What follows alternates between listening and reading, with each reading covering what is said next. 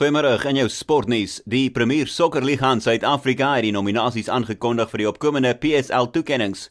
Twee spelers van PSL kampioene Mamelodi Sundowns is genomineer vir die PSL sokkerspeler van die seisoen, die doelskopper Percy Tau en die middelveldspeler Hlompo Kekana, saam met Maritzburg United se middelveldspeler Sepisile Ndlovu. Tau is ook genomineer as die Premier Liga se top doelskopper van die seisoen, as ook die Premier Liga spelers se speler van die seisoen.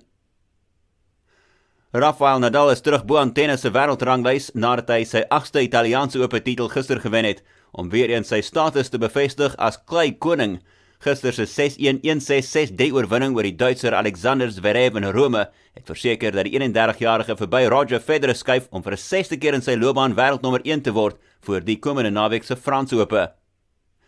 En Maria Sharapova het tot in die halfeindstryd van die Italiaanse Ope gemaak, wat gehelp het dat sy met 11 plekke klim tot 29ste op die jongste dames tennisranglys.